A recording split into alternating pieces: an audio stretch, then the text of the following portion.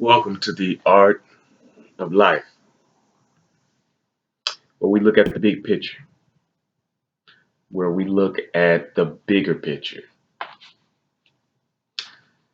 As many know, the verdict was given on the case of a 31-year-old police officer named Amber Guyger. She was convicted of murder for um, shooting an unarmed black man by walking into his apartment last year. She was convicted on October 1st, around October 1st, of murder, which she was sentenced to, as we know, 10 years and up for some type of probation in about 5 years. This is not justice. This is not justice when a black woman is sentenced to, I think, 40 years for letting a warning shot go after she was felt she was threatened by her boyfriend, and a black man was sentenced to um, I forget that case. We'll get back to that. But this is not justice. Um, Actually, let's get into it. Amber Guyger and the Jean family. The Jean family has promoted, so to speak, a concept of what they would call open forgiveness, but it's a message. Your actions are messages. We speak with our actions. If you see a man walking, holding his throat and coughing, that's a message through action. You would think that that man is having some breathing trouble. If you see a man walking with a huge smile on his face, with a lot of pep in his step, and speaking to everyone he sees, those actions show you that this man is in a great mood. Actions speak without verbs, without being verbal. So that being said, our actions speak for us. And these actions that were shown in this courtroom by this family um, were speaking to the world. And I don't think this family, the Jean family, I'm sorry, Jean family, the John family, um, I don't think the John family sees the recompense of their actions, see how much it impacted the world and how much it will impact the world and what it's saying to the world. It's showing that you're docile. It's showing that you're to the world. To you, it's strength. To the John family, to you, it's strength because of your faith. Um, but to the world, it's weakness. The world see this as weakness and see this as there is no price to pay for taking your life. That's what the world sees. So, regardless of what your religious belief is, your faith is, the world doesn't necessarily share your faith. And even if they're in the same faith or even if they're in the same religion, doesn't necessarily mean they see it like you see it. This means that they can get away with killing you. That's what your actions show. This means that I can kill you and you don't feel any anger towards me. You don't you release the recompense. You release the punishment in your own spirit for me if I kill you. If I kill your people, if I kill your kind, this affects everyone that looks like you. This affects everyone that's in of your same ethnicity. This affects the way the world sees people who look like you. This is to the Jean family, the John family. I'm sorry. So let's get started on the. Basically, my first point is The Bible says, be wise as serpents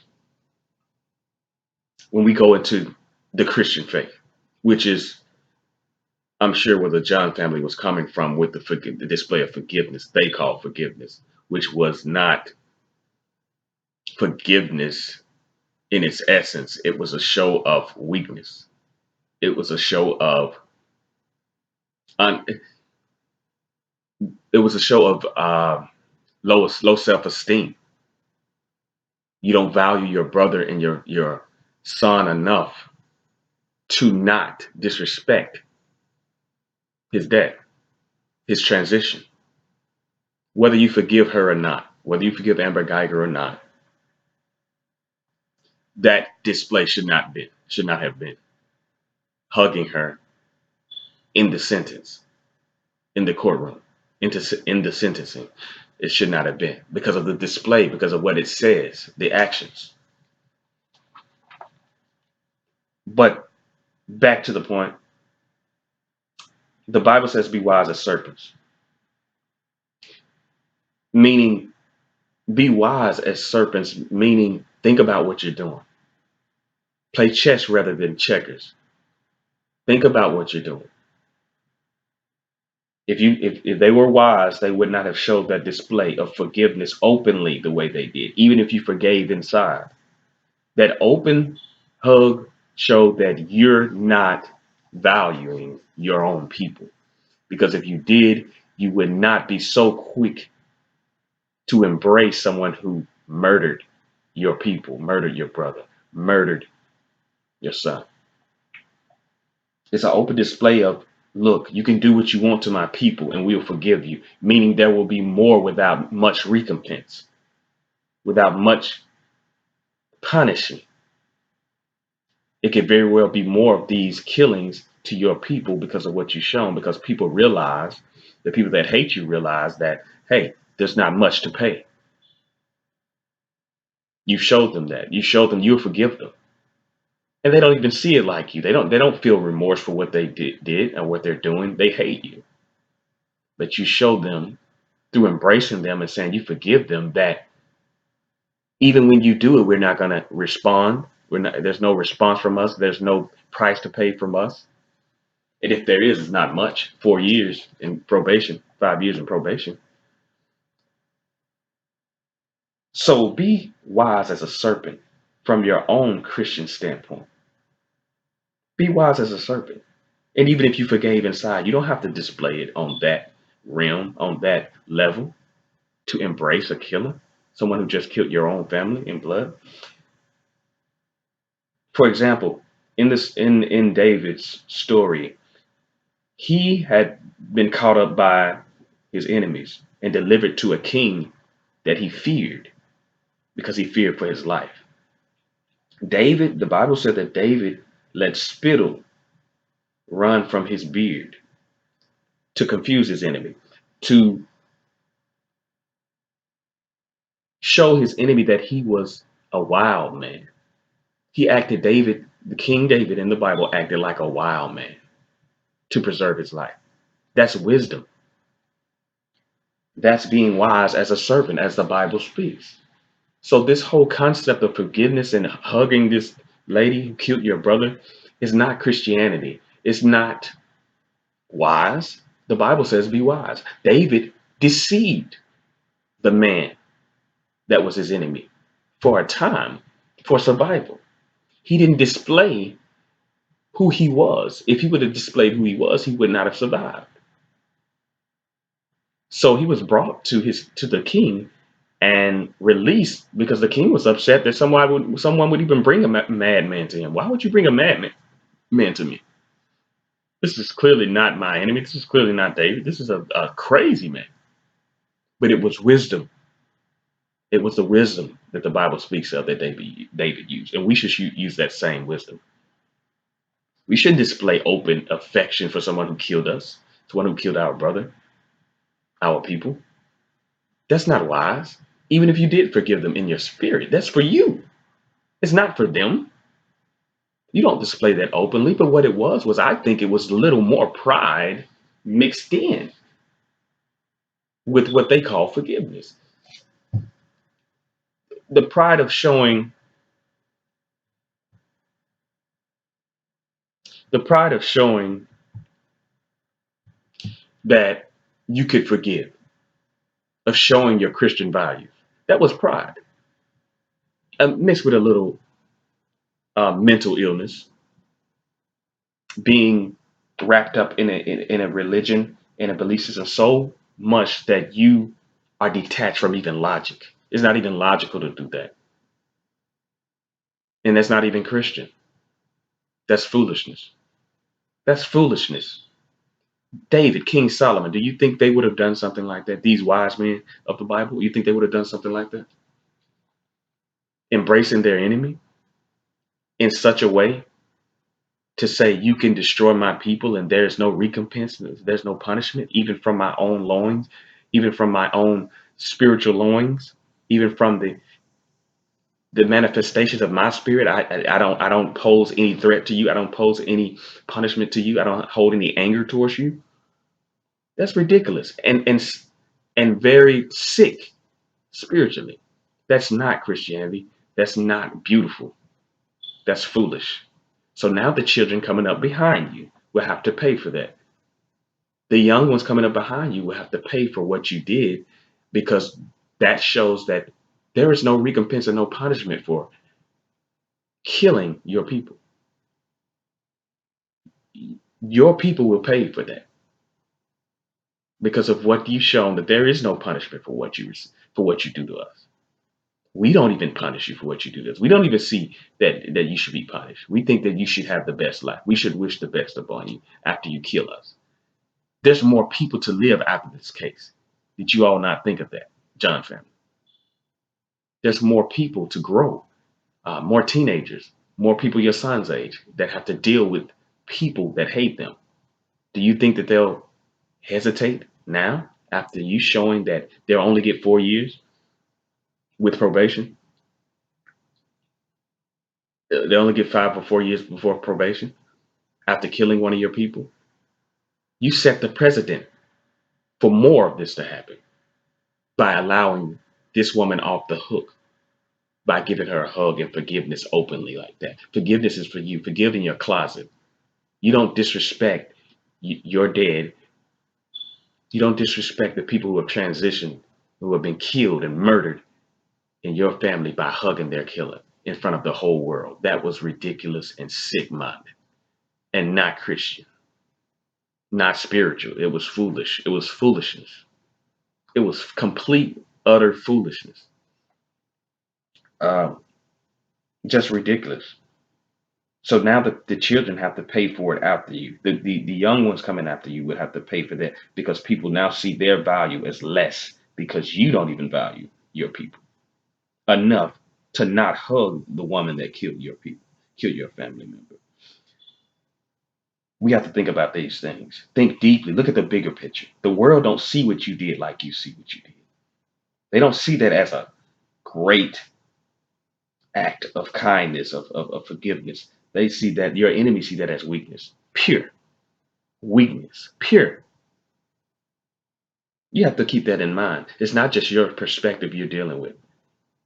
And the mother said that was the mother of the John family said that that was a remarkable thing that her son did. She praised it, that the thing that her 18-year-old son did in forgiving and hugging Amber Guyger. Um, Even the sister on the far right of this picture said that she commended him for what he did. Even the father said that he would want to be friends with her someday. Amber Guyger, the killer of his son. This is utterly ridiculous. This is utterly foolish. That was not remarkable. That was pride in your religion. That was foolishness. That was carelessness, because now your people have to suffer the recompense of what you did and be valued less, considerably less, even in your own eyes. People even think, your enemy even think in your own eyes that you value your life less. So that's not much to pay for killing you. And that's simple. Your enemy doesn't see that like you do. It doesn't see it as an act of kindness, what you did, an act of great character, They see that as you're weak, simple, and I can get away with it. Just a few years and it's not a problem. I'll suffer a few years in prison and it's not a problem. I'll get out in 4. That's the way your enemy see what you've done. So you're not looking at the bigger picture, John family. You're not. It's time to open your eyes, and it's time for us to open our eyes as people, um, because this is something that needs to be spoken on. Use wisdom. Use wisdom. Be wise as a serpent. You don't have to be harmful, but then there's a time for war. But I digress to say, use wisdom. Your people are vulnerable now because of to those attacks because of what you did. And like I said, it's disrespectful to your own dad to embrace his killer before the world. Completely disrespectful. Even if he wished you to do that, you shouldn't do it just for your safety, for your people's safety. Because when you do that, like I say, it shows weakness, and people feel like, well, next it can be you, and I still don't suffer much. I don't even suffer much from your hands because you wouldn't punish me for it. You're showing that you wouldn't even punish me for killing your people because you said, I wish that the son, 18-year-old son says that I wish that you wouldn't even go to jail. That I wish the best for you. That's foolishness and it completely out of line spiritually. That's not spirituality. That's ignorance and foolishness. And it's time to stop covering up foolishness with Christianity. God said, "Be the." That's just it. The Bible speaks on being wise as serpents. Don't let foolishness get in the way of wisdom. Don't let what you think is forgiveness show a display of weakness. That's not what the Bible is about. That's not what the Bible was saying by forgiving your enemy. Amber Guyger was crying for herself, not the victim. She said that she was sorry and wished that it was her who had been shot. Well, if you wish that it was you, why do you say not guilty? Why do you say not guilty if you wish that it was you who had died instead of your victim? Actions speak louder than words. Her actions say that she doesn't feel remorse because she says not guilty. She claims not guilty. But how is that when you wish you had died instead of him? Pay attention, people. Be wise. Pay attention. If I feel that I should die instead of you because I shot you and I was wrong, why should I say not guilty? Plead not guilty. It doesn't add up. The John family not even considering these types of things. We got to be better than this. But I digress and move on. Um, let's see. Her text and her post showed that she was uncaring and showed a disregard for life. She spoke on, Amber Geiger spoke on, she posted that I'm already dressed for your funeral. She is a police officer. She said, I'm already dressed for your funeral. I wear all black because I'm already dressed for your funeral. Don't mess with me. That was, I'm paraphrasing a post that she posted on social media. Does that sound like somebody who cares? I wear all black because I'm already dressed for your funeral. Don't mess with me. Does that sound like somebody who cares for the people she watch? The community that she watches over, that she is sworn to protect and serve? No, actions speak louder than words, like I once said. Look at the big picture, guys. She revealed what was in her heart through her posts, through the text about Martin Luther King, the Martin Luther King Day parade. She didn't care that Martin Luther King had passed. She made a joke about him passing, saying that it would be over once he passed, once he's dead. Dot dot dot. Wait a minute. That shows that she don't really care about Black lives, to be specific.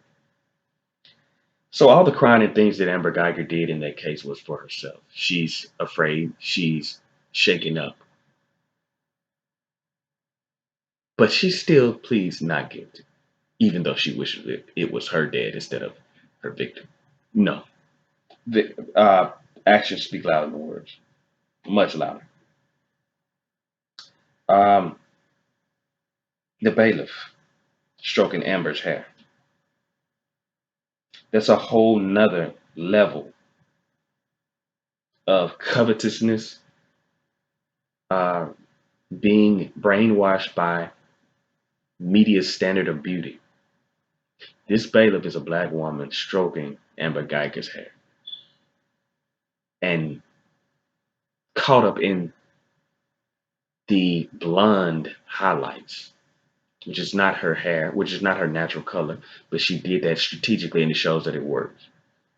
And this is a whole nother subject with this bailiff. I'm going to get on that uh, at another time. Excuse me, at another time. But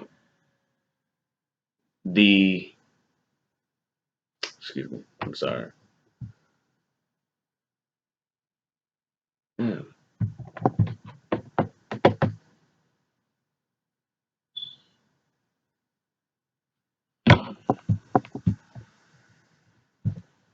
Yeah, but the stroking of this hair by the bailiff showed that she's caught up in the media's standard of beauty. She's caught up in this blonde white woman who's emotional, and it shows a deep, deep, deep sense of covetousness. How she covets this woman's hair. The way she looked at Amber Guyger and fixed her hair with her own hands showed a sense of covetousness, a sense of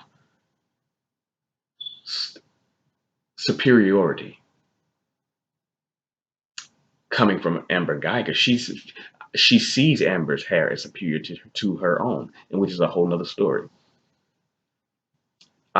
There was energy in that touch. There's a lot goes on in touch. So when somebody touches your hair like the way she did, Amber Guyger, it shows desire, not necessarily physically desire to be with you, but desire to have what you have, or to a certain admiration of what you have, and it shows a certain care for you that shouldn't even be displayed. She gave away, that bailiff gave away the unjustified, unprofessional care she had for Amber Guyger through those touches of Amber Guyger's hair, through that finger combing of her hair. Ridiculous, unprofessional. It gives a deeper insight of how some black women, a lot of black women, covet straight hair and blonde hair, covet straight hair. Well, blonde is a whole nother story. Blonde drives half the world crazy. A blonde person. Um, People go crazy over blonde hair. That's a whole nother strategy that Amber Guyger used. I'm sure her lawyer told her to put those highlights in her hair for that very purpose, the way it affects. And we're so weak minded as people that we fall for it. And we don't see that this person is a person. We see them as what they look like, as far as we cuddle them because of what they look like, and don't treat them with the same with the same actions as we treat people that don't look like her. So, young white woman, attractive with blonde hair, we treat her different than we would anybody else who had been in that position. Uh, that showed weakness also with that bailiff. That showed a huge level of being unprofessional, just completely. Should have never happened. And this woman don't even want you touching her. She don't, from what her posts say, she don't even, her posts and her texts say she don't have regard for black people anyway. So you played yourself on basically national TV, whether well, basically international TV, the whole world saw. You play yourself as a black woman to covet this woman's hair. The energy you had was completely covetous. You covet something that you don't have, and don't even know how to see the beauty in who you are and who God made you. But you'd rather covet her and touch her hair. That was unprofessional and spiritually just demeaning to yourself, to that bailiff. Um, this isn't my other point. No book or religion should stop you from thinking logically and critically thinking. When you look at what happened, when you look at These people blaming Christianity for hugging the killer of their son, of the killer of his brother, hugging the killer of his brother. He put that on Christianity when that's a mental illness, when that's sick. That has nothing to do with Christianity. Even if Christianity said to hug your brother's killer, think logically for yourself. Be able to think critically. What does this show the world on international TV? The whole world see this. It shows that there's no punishment for what you do to me and my people. No book should stop you from thinking critically. It doesn't even add up. God is not a foolish God. It doesn't even add up what you did, John family. This does not even add up. So, regardless of what religion you claim, there is no excuse for hugging your brother's killer in the court verdict, in the courtroom while she's being sentenced. There's no excuse for that. There's no reasoning for that on this earth. So, regardless of what you believe and what you call faith, it doesn't even add up logically. Critical thinking is something people forget, people don't do when it comes to their religion or their belief system. For some reason, we don't even add up 2 plus 2 is 4, 1 plus 1 is 2. It doesn't have to add up. As long as somebody tells me that's what God said, then okay. Even God is not going to be illogical. Even God is not going to be foolish. He's not going to tell you to do anything foolish or anything that is non-logical on any type of realm you speak on. There's no realm of knowledge that makes this wise to do. You disrespected your dad. You disrespected your brother by hugging this woman. You disrespected your people because now everybody view you as less than what you are, as less valuable because you view you as less valuable because you would hug someone who killed your people and display forgiveness openly when forgiveness is for you, not them.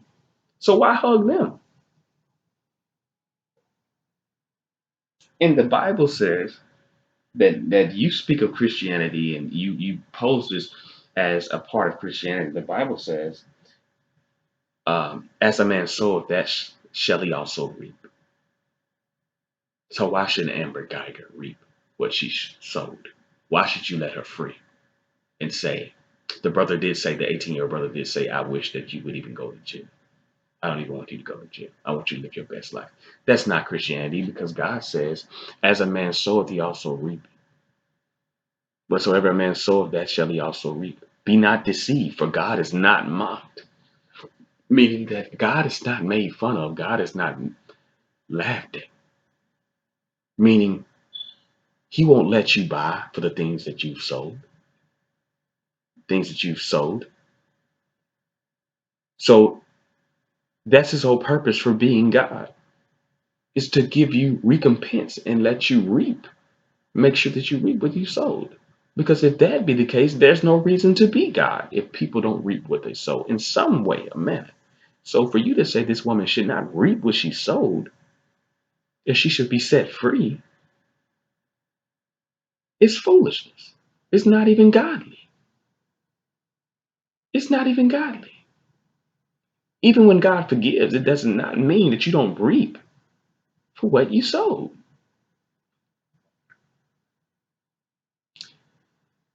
Thank you for watching.